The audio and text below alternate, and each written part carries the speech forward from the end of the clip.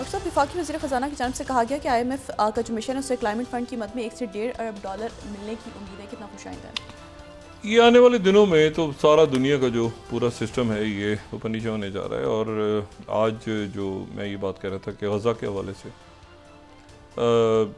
4 जो बाकियात हैं लोगों की आज वो वापस हुई, और उसमें वही बात जो कल हमने की थी कि एक खातून और उनके 2 छोटे बच्चों की बाकियात भी उसमें थी। तो इसलिए आज ज़रा माहौल बड़ा मुख्तलिफ था। और उसमें जो इज़राइल में बड़ी शदीद तनकीद हो रही है नेतन्याहू पे कि उसने ये 2 बच्चों के लिए या बाकी बच्चों के लिए पहले बात क्यों नहीं की। और ये यरगमाली जो पहले जब रिहा हो रहे थे, पहली जो स्टेज सीज़ फायर की 2023 में आ गई थी, इन बच्चों को रिहा करवा लेना चाहिए था। और जब ये हमास के लोग कह रहे थे, बहरहाल एक बड़ा अफसोसनाक एक सूरत हाल बनी है। और अभी गज़ा में कितने बच्चे हैं, और ये मतलब ये जंग या जाहिरियत को ख़त्म होना चाहिए और ये मामलात आगे बढ़ने चाहिए। तो उसमें एक बड़ा ऐसा था जिसमें वो ताबूत जो हैं वो रखे गए वहाँ पे। फिर उसके बाद वो रेड क्रॉस की गाड़ियाँ आई, उन्होंने वो उठाए, ताबूत ले गए, और वहाँ पे उनका जो फोरेंसिक वगैरह है वो हो रहा है। देखा जा रहा है कि कितने देर पहले किस तरह से ये लाशें जो हैं जो भी उनकी तदफीन होगी। तो एक बड़ा एक पिछली जो भी यरगमाली रिहा होते थे उनसे मुख्तलिफ आज सिलसिला था। सदर अब्दुल फताह सिसी जो हैं वो सऊदी अरेबिया पहुँच गए, और कल सऊदी अरेबिया में इंतहाई अहम इजलास एक होने जा रहा है अगले एक दिन में, और कल ग़ालिबन। और उसमें जो है वो बात होने जा रही है कि जीसीसी के ममालिक यानी कुवैत, बहरीन, कतर, UAE और ओमान, और 2 ममालिक GCC से बाहर यानी इजिप्ट और जॉर्डन के सरबराहान शरीक होंगे।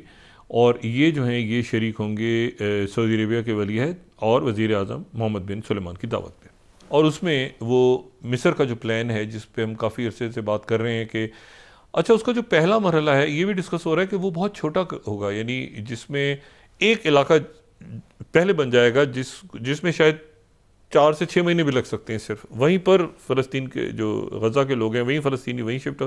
तो तेज़ी के साथ इस पे बात हो रही है। थोड़ा सा जो देखना ये है कि उसमें जो अगली वहाँ की जो भी इंतज़ामिया है वो कौन होगी, यानी इस पे बात हो रही है। और ज़ाहिर है कि UAE, कतर के जो अमीर ईरान गए हैं उसमें यकीनन ये बात बहुत इंपॉर्टेंट है कि उनकी वहाँ पे आयतुल्लाह ख़ामेनी से भी मुलाकात हुई है। एक तो ईरान के प्रेसिडेंट से मुलाकात हुई है, दूसरा आयतुल्लाह ख़ामेनी से मुलाकात हुई, रहबर से मुलाकात हुई है। और वो वापस जाके कल वहाँ शरीक होंगे। तो यकीनन वहाँ पे ये देखना है कि फ़लस्तीनी अथॉरिटी, हमास, इस्लामी जिहाद कुछ ऐसी शख्सियत पे आमादा हो जाएँ जिन पे कोई इश्यू ना हो, और वो जो है वो सबको एतमाद हो, और वो जो है वो अगली फ़लस्तीनी क़यादत तो अबूरी जब तक इलेक्शंस नहीं होते वहाँ पे।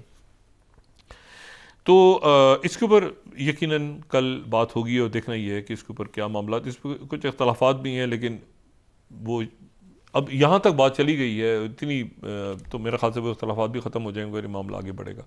इसमें UAE, सऊदी अरेबिया, कतर, बाकी मुल्क सारे, कुवैत जो है वो तो बग़ैर किसी यानी जो भी क़यादत हो, वो कुवैत ने तो कहा कि हम फौरी तौर पर फंड ट्रांसफ़र करेंगे। बाकी ममालिक शायद उसको स्ट्रेटेजिक हवाले से वो तो ये कल का इजलास तारीख़ी इजलास है। मेरा नहीं ख्याल कि अरब ममालिक का कोई इतना अहम इजलास उनके सरबराहान का कई दहाइयों के बाद हो रहा है, जिसमें ये तय होना है कि फ़लस्तीनी जो रियासत है वो कैसे बनेगी और किस तरह से। और वो बात करके चले गए, मार्को रूबियो और ट्रम्प ने बात कह दी कि मुतबादिल प्लान पेश करें।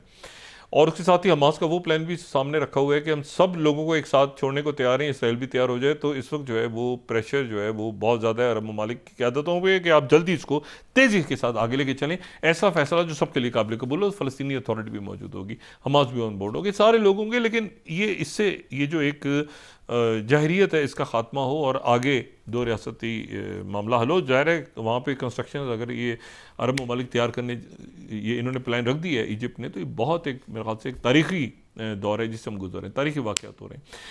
अच्छा, जो लेवरोव हैं जो रशियन फॉरेन मिनिस्टर जिन्होंने मुलाकात की थी मार्को रूबियो से, वो पहुँच गए हैं जोहान्सबर्ग। जोहान्सबर्ग इस वक्त बहुत इंपॉर्टेंट हैसियत इख्तियार कर गया, यानी जो जनूबी अफ्रीका का दारुल जोहान्सबर्ग, वहाँ पे G20 समिट हो रही है। वो G20 समिट जहाँ पे अमेरिका शरीक नहीं हो रहा क्योंकि वो साउथ अफ्रीका में हो रही है। साउथ अफ्रीका के हवाले से वो एग्जीक्यूटिव ऑर्डर उन्होंने निकाला था कि वहाँ कवानीन, सफ़ेद फार्म और वो जो एक कानून उन्होंने एग्जीक्यूटिव ऑर्डर साइन किया था प्रेसिडेंट ट्रम्प ने, और ये कि साउथ अफ्रीका ने चूँकि जेनोसाइड के ऊपर भी एप्लीकेशन डाली हुई ICC की, जिसको वो ट्रम्प कहते हैं कि हम उसकी फंडिंग बंद कर रहे हैं, तो बहरहाल वो वहाँ नहीं जा रहे। लेकिन वहाँ पर चूँकि रशिया भी मौजूद है, चाइना भी मौजूद है, इंडिया भी मौजूद है, टर्की भी मौजूद है, तो हो सकता है इंडिया और चाइना के दरमियान आपस में डे एस्केलेशन में बात हो जाए कुछ साइड के ऊपर, और हो सकता है यूरोप के लोग भी हैं तो लेवरॉव भी मौजूद है, तो वहाँ यूरोप की उनके साथ बात हो जाए, ठीक है, यूरोप लेवरॉव की और टर्की की बात हो जाए। वैसे लेवरॉव जो है वो टर्की जा रहे हैं, अलग से लेवरॉव टर्की जा रहे हैं। वक्त मेरे ख्याल से ख़त्म हो रहा है प्रोग्राम का, मैं सिर्फ इसमें दो बातें कर दूँ। एक ज़बरदस्त मूवी जेम्स बॉन्ड की गोल्ड फिंगर के नाम से, ज़बरदस्त मूवी गोल्ड फिंगर जो मूवी है उसमें जेम्स बॉन्ड जो है इसका जो विलन है वो एक बहुत बड़ी तिजोरी उसने तोड़नी है जिसमें सोना है। अच्छा, वो जिस जगह का प्लान करता है जेम्स बॉन्ड की उस मूवी में, वो एक तिजोरी है और जिस जगह पे है वो है फोर्ट नॉक्स केंटकी के अंदर। एक बहुत, आप समझें कि एक देखने में अजब सी इमारत नजर आएगी, चारों तरफ से। गोल्ड फिंगर में इसका जिक्र है, लेकिन अभी मैं जो जिक्र कर रहा हूँ किसी और अंदाज में कर रहा हूँ। ये जो बिल्डिंग है इसकी सिक्योरिटी, इसका ये चारों तरफ इसके जो है ये ग्रेनाइट लगा हुआ है, यहाँ पे ड्रोन्स, यहाँ पे सैटेलाइट इसकी हिफाजत करते रहते हैं, कोई आसपास आदमी नहीं फटक सकता। ये अलग थलग से एक इमारत है, और इस इमारत के नीचे जो है वो तिजोरी है जिसमें अमेरिका के गोल्ड रिजर्व्स हैं, सोना। अमेरिका का सोना जिस जगह पे 56% जो ज़खायर हैं अमेरिका के गोल्ड के, वो इस बिल्डिंग के तहखाने में है। आज प्रेसिडेंट ट्रम्प दौरा कर रहे हैं फोर्ट नॉक्स का। ये जो ज़मीन है ये 1936 में ये मिलिट्री ने ये अपनी जगह दी थी, यहाँ पर ये बिल्डिंग तामीर हुई थी। ये डिपार्टमेंट ऑफ ट्रेजरी के अंडर आती है, और जो गोल्ड के ज़खायर हैं, गोल्ड बार्स हैं अमेरिका के पास, जो गोल्ड के ज़खायर हैं उसमें ये अंदर मेरे ख्याल से कुछ 400 ट्रॉयज़ हैं, और उसमें जो है वो कुछ 13 या 13 किलो के दरमियान एक बार है, और ऐसी कुछ बहुत सारी सैकड़ों की तादाद में बार्स हैं, और 56% जो गोल्ड रिजर्व है अमेरिका का वो यहाँ पे मौजूद है। 8,134 टन सोना है अमेरिका के पास टोटल।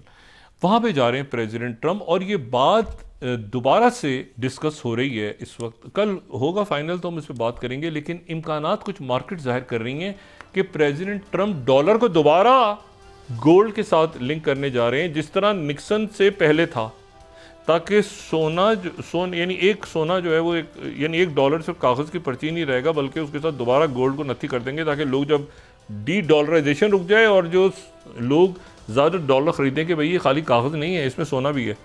तो एक बात चल रही है, लेकिन प्रेसिडेंट ट्रम्प का अचानक फोर्ट नॉक्स के दौरे का ऐलान, जहाँ पे गोल्ड रिजर्व्स हैं, तो अब देखते हैं कि आगे अगले 24-48 घंटों में क्या खबरें सामने आती हैं। लेकिन यह है कि बहुत बड़े फैसले हो रहे हैं, और तमाम दुनिया जो है वो, हमारी तो दुआ है कि अमन और शांति की तरफ जाए, सुकून की तरफ जाए, और आवाम को, लोगों को कुछ मिले।